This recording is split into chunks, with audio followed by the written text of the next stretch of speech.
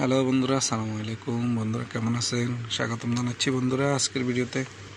তো বন্ধুরা, আজকে 2-3 দিন পর আবার আসলাম। 2 দিন হয়তো ভিডিও দেওয়া হয়নি ব্যস্ততার কারণে।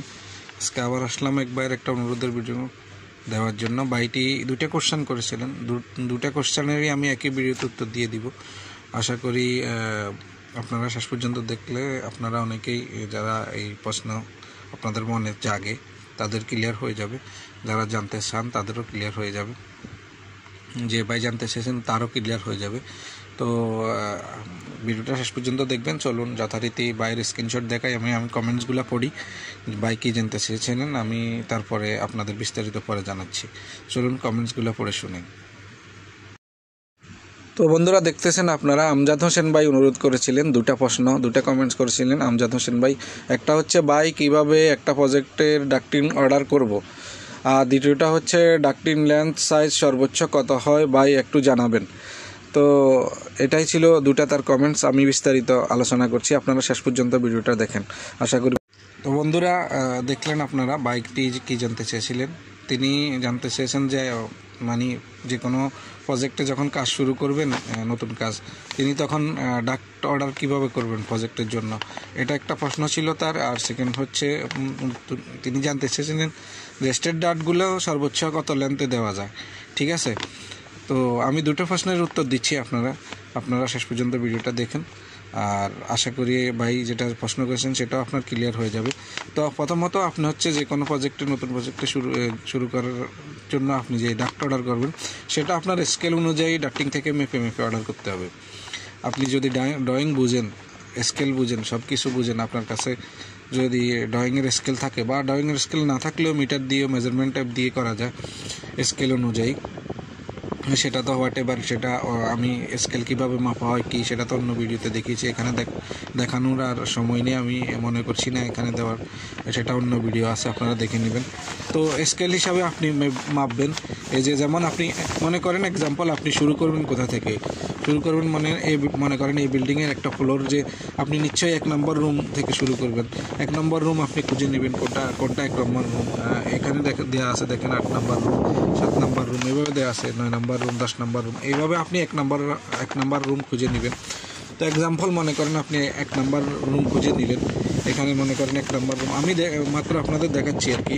মনে করেন এটা খুঁজে নিলেন, এখান থেকে আপনি শুরু করবেন।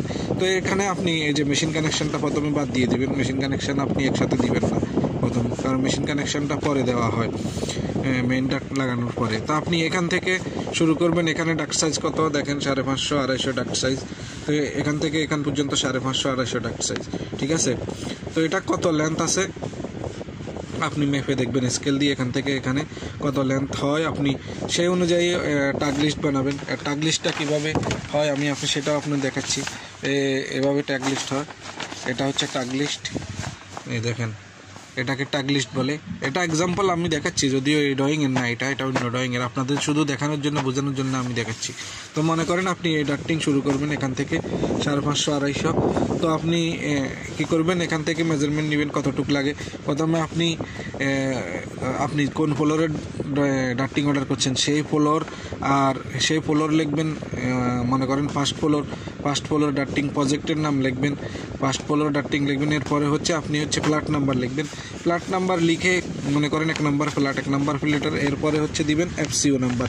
এখানে দেওয়া আছে এফসিও নাম্বার, দেখেন এই এফসিও নাম্বার এখানে দেওয়া থাকে।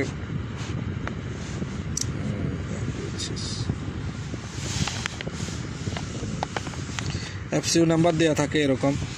তা আপনি এফসিউ নাম্বার দিয়ে মনে করেন 1 নম্বর রুমের এফসিউ নাম্বার, এত নাম্বার এফসিউর এরপরে 1 নাম্বার দিবেন। এভাবে সিরিয়াল নাম্বার 1 দিবেন।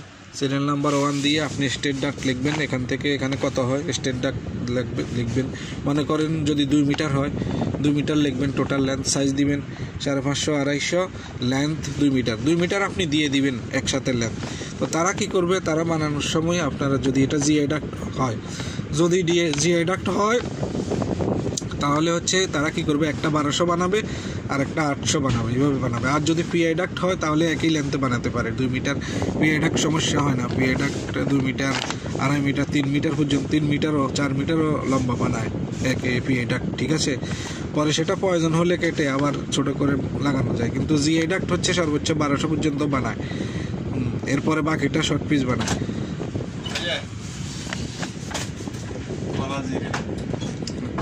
পান দিস না,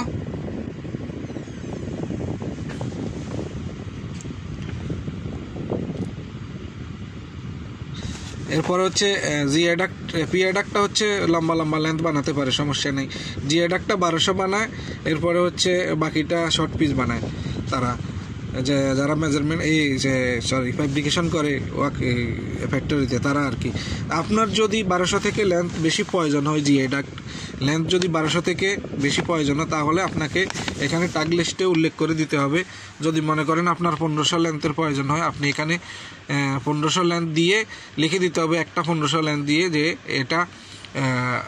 এটা এক পিসে বানাতে হবে, 1 লেন্থে বানাতে হবে, লেন্থ 1500, পাশে লিখে দিতে হবে make it in 1 length.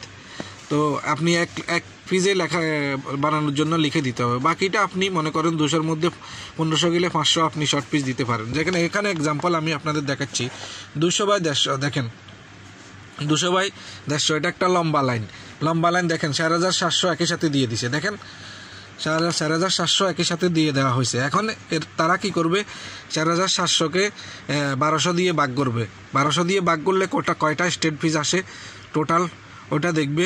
State piece 1200 করে কয়টা আসে, 1200 করে হওয়ার পরে বাকিটা তারা শর্ট পিস বানাবে। তো এইভাবেই বানাবে।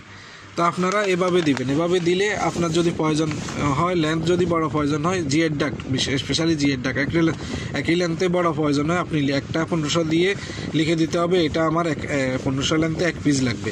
তো সেভাবেও তারা বানায়, না হলে না লিখলে তারা কিন্তু 1200 আর 800 বানিয়ে দিবে। তো এইভাবে বানাবেন। এরপরে হচ্ছে মনে করেন রেডিউসার, এই যে রেডিউসার, এরপরে আপনি স্টেট পিস দেওয়ার পরে রেডিউসার দিবেন। রেডিউসার হচ্ছে এটা, এখানে দেখেন 500/250, আগের সাইজ কত, আগের সাইজ হচ্ছে 400/250। তো এটা রেডিউসার আপনি দিবেন, এভাবে বানাবেন, এই যে এভাবে স্ক্র্যাচ বানাবেন। তো এদিকে হচ্ছে বড় সাইজ দিবেন, এদিকে ছোট সাইজ দিবেন। আপনার এক সাইড স্টেট রেখে বটম প্লাট দেন বা টপ প্লাট দেন, যে কোনো একটা আপনি দিতে পারবেন, সমস্যা নেই। আর হচ্ছে সেন্টার টাইপ দিলে আপনি সেন্টার টাইপও দিতে পারেন। সেন্টার টাইপ দিলে আপনি হচ্ছে বটম প্লাট টপ প্লাট না লিখলেও সমস্যা নেই, আপনি সেন্টার টপ বানালে যেভাবে ইচ্ছে এভাবে লাগাতে পারেন, টপ প্লাটও লাগাতে পারেন, বটম প্লাটও লাগাতে পারেন। এরপরে হচ্ছে আপনার এলবো, দেখেন এলবো, তারপরে আপনি সিরিয়াল নাম্বার অনুযায়ী মনে করেন এলবো দিবেন। এলবোর পরে আপনি আবার এখান থেকে এখানে আবার মাপবেন, এখান থেকে এখানে আবার মাপবেন, স্কেল মাপবেন কত লেন্থ হয়, সাইজ দিয়ে মনে করেন 400/250, এখান থেকে এখানে মনে করেন আবার 2 মিটার লেন্থ, আপনি 2 মিটার লেন্থ দিয়ে দিবেন। তো তারা সেভাবে বানাবে, একটা 1200 বানাবে, একটা শর্ট পিস বানাবে। আবার এলবো দিবেন, আবার এলবো লিখলেন, এলবো লেখার পরে আবার এখান থেকে আবার এখান পর্যন্ত কত আসে সেটা মেপে নেবেন। মেপে নেওয়ার পর মনে করেন এখান থেকে এখান পর্যন্ত 4 মিটার আসলো, তা আপনি 4 মিটার দিয়ে দিবেন সাইজ দিয়ে, এরকম সেম এখানে যেভাবে 4700 দেওয়া হয়েছে 4700, তো আপনি সাইজ দিয়ে 4 মিটার দিয়ে দিবেন। স্টেট ডাক লিখে দিবেন, দেখেন স্টেট ডাক লিখে দিবেন। স্টেট ডাক যখন লিখে দিবেন আপনি 4 মিটার হলে 4 মিটারে 1200 করে কত আসে, কয় পিস ফুল আসে তারা সেটা বানাবে। এরপরে হচ্ছে বাকিটা শর্ট পিস বানাবে। তো এভাবেই হয়, এভাবে টাগ লিস্ট হয়, এভাবে অর্ডার করবেন, এভাবেই দেওয়া হয়। এই হচ্ছে মেন বিষয়। তো আপনি হচ্ছে বলছেন কত লেন্থে বড় দেওয়া যায়, তো বড় হচ্ছে আপনি এভাবে আপনি দিবেন, দিলে তারা হচ্ছে যতটুক বড় তারা বানাতে পারে তারা বানাবে, ঠিক আছে। আর আপনি আপনার যদি প্রয়োজন হয় আমার এত লেন্থে লাগবে বা এত লেন্থে, সেটা আপনি তাদেরকে জানাই দিতে হবে যে আমার এত লেন্থে লাগবে এটা, ঠিক আছে। কিন্তু পিআই ডাক বানানো যায়, অনেক লম্বা বানানো যায়, সমস্যা নেই। কিন্তু জিআই ডাক নর্মালি হচ্ছে 1200 করে। আর যদি প্রয়োজন হয় আপনার বড় লেন্থে আপনি বলে দিতে হবে, লিখে দিতে হবে, তাহলে বড় লেন্থে বানাবে। তবে সেটা আমার মনে হয় 2 মিটারের বেশি লম্বা করা যায় না জিআই ডাকটা। তো এরকমই হয়। আশা করি বুঝতে পেরেছেন, এভাবে করতে পারেন আপনি, স্কেল মেপে এভাবে টাগ লিস্ট বানাবেন। সে প্রথমে হচ্ছে এভাবে আপনি আপনার প্রজেক্টের নাম লিখবেন, আর হচ্ছে ফ্লোরের নাম প্রজেক্টের নাম লিখবেন, ফ্লোরের নাম লিখবেন যেভাবে এখানে লেখা আছে, দেখেন এখানে হচ্ছে প্রজেক্টের নাম আমাদের, ঠিক আছে। HBSC জিআই ডাক্ট, এই ডাক্টটা উল্লেখ করা আছে জিআই ডাক্ট, দেখেন এটা জিআই ডাক্ট। এরপরে হচ্ছে বিল্ডিং, এই যে বিল্ডিং নাম্বার 3 থার্ড ফ্লোরও লেখা আছে, দেখেন এটা হচ্ছে ভেন্টিলেশন ডাক্ট। এখন হচ্ছে ভেন্টিলেশনেরটা গড়ে দেওয়া হয়েছে, রুম উল্লেখ করা হয়নি, কারণ এটা সমস্যা হয় না, এটা দেখে দেখে লাগানো যায়। আপনি যখন সাপ্লাই ডাক্টিং দেখবেন FCU, এখানে ফ্লোর নাম্বার লিখবেন, ফ্লোর নাম্বার তো এখানে লিখবেন। এরপরে হচ্ছে রুম নাম্বার লিখবেন, মনে করেন 1 নম্বর রুমের মাল রুম নাম্বার 1, এরপরে হচ্ছে FCU নাম্বার 1, যদি FCU 2-3টা FCU থাকে FCU নাম্বার 1, এরপরে সিরিয়াল নাম্বার দিয়ে তারপরে হচ্ছে আপনি এইভাবে সিরিয়ালি লিখবেন। এরপরে এক রুমের কমপ্লিট হয়ে গেছে, আরেক রুম নাম্বার 2, এভাবে দিবেন। তো এইভাবেই করা হয় টাগ লিস্ট। আশা করি বুঝতে পেরেছেন। বাই বাই, খোদা হাফেজ। আজকের মতো এতটুকু, ভালো থাকবেন, খোদা হাফেজ, বাই বাই।